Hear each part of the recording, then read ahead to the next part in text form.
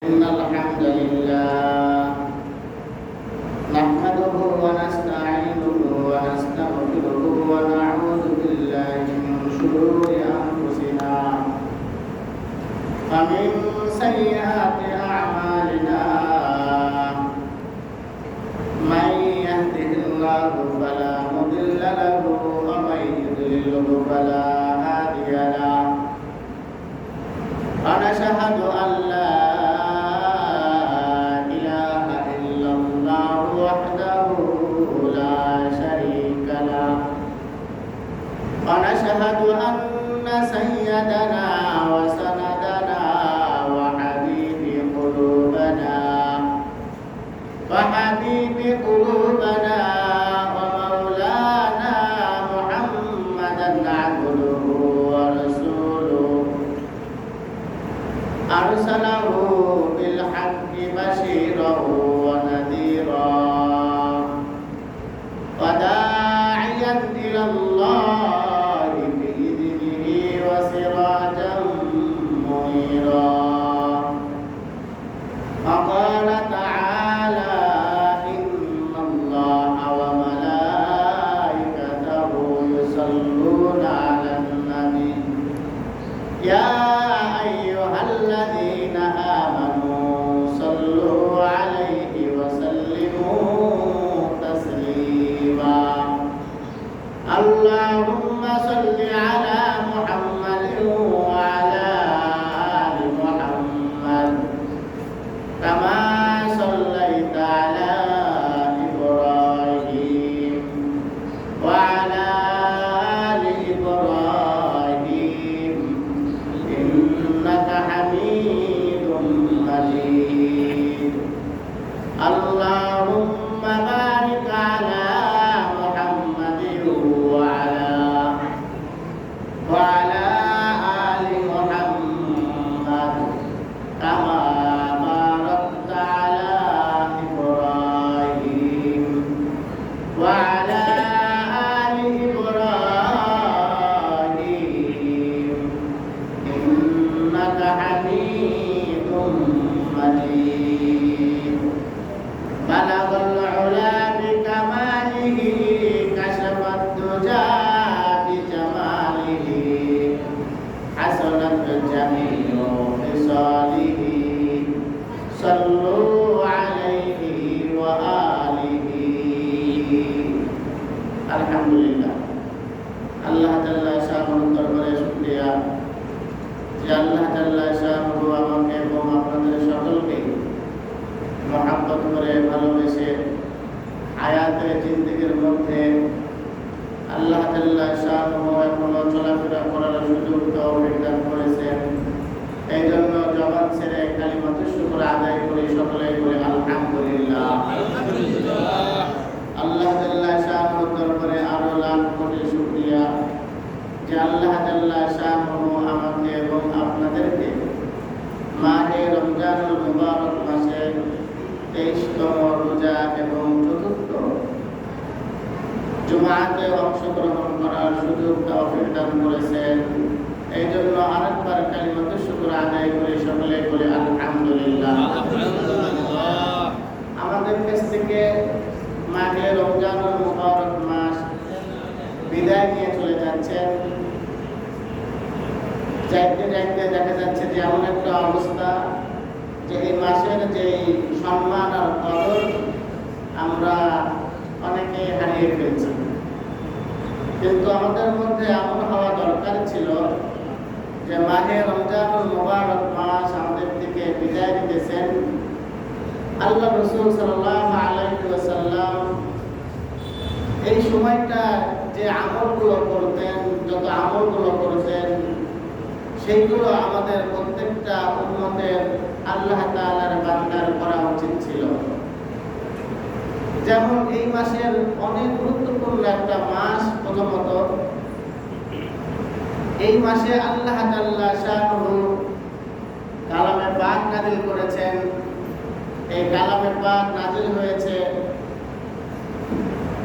এই কালামে পাকটা আমাদের এই মাসে বেশি বেশি করে তেলাওয়াত করা দরকার ছিল। তাহলে এই মাসের যে কদর আর মর্যাদা যে হক, সে হকটা আদায় হলো। কিন্তু আমি আপনি কোরআন থেকে বহু দূর চলে গিয়েছি। যার দরুন এই মাসের যে সম্মান আর কদর, এই মাসের যেই আমল ছিল, সেগুলো থেকে আমরা বিমুখ হয়ে গিয়েছি।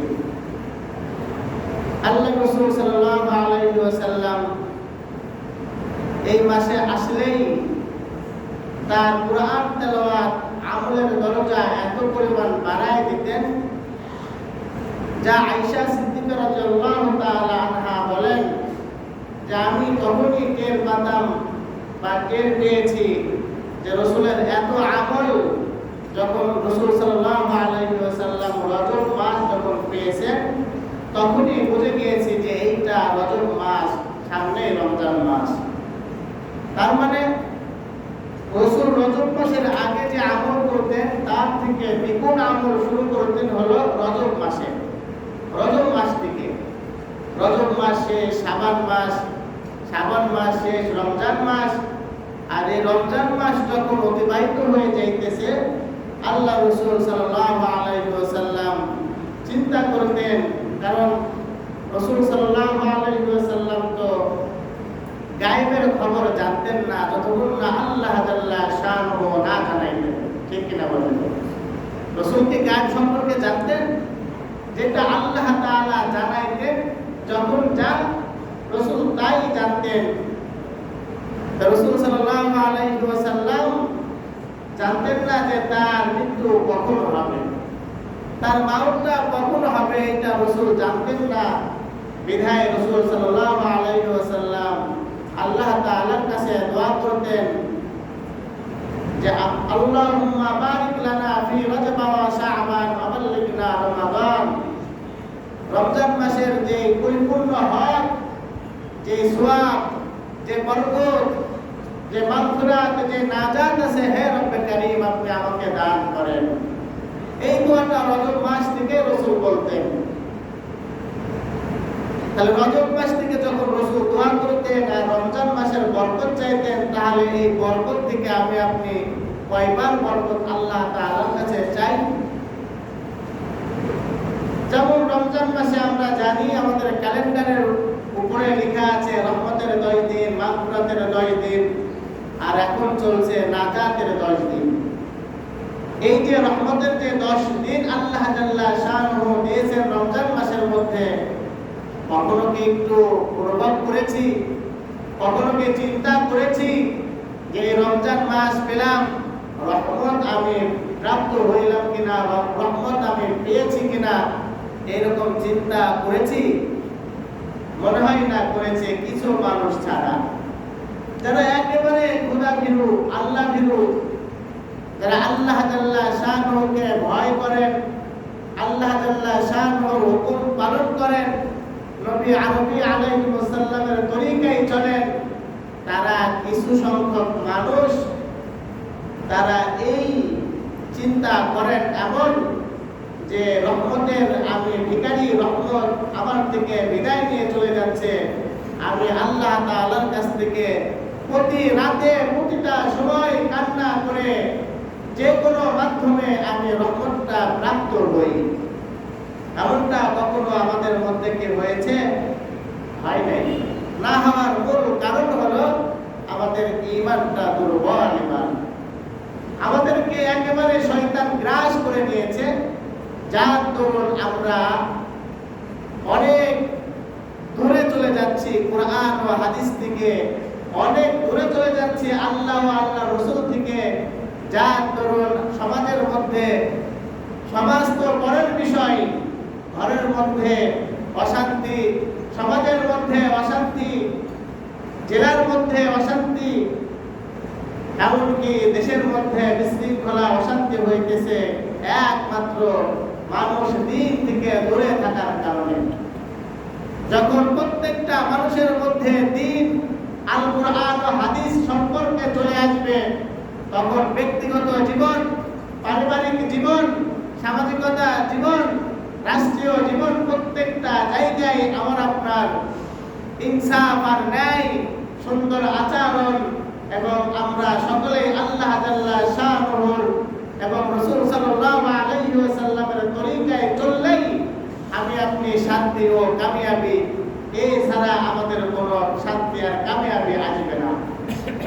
মুআজ্জিজ মুহতারাম, রহমতের পরে মাগফিরাতের 10 দিন যে আল্লাহ জাল্লা শানুহু আমাকে এবং আপনাদেরকে যে মাগফিরাত নামক যে 10টা দিন দিয়েছেন, এই মাগফিরাতের 10 দিনের মধ্যে আমি আপনি জিন্দেগীর গুনাহগুলো ক্ষমা করাইতে পারলাম কিনা, জিন্দেগীর যত গুনাহ করেছি, চোখের গুনাহ, হাতের গুনাহ, পায়ের গুনাহ, অন্তরের গুনাহ, এমনকি যে মাথা বুদ্ধি দিয়েছে, ব্রেন দিয়েছে, সেই জেহেদ জাকাওয়াতের গুনাহ আমি আপনি করেছি, আল্লাহ জাল্লা শানুর কাছে কখনো কি একবার তওবা ইস্তিগফার কি করেছি? করে নাই।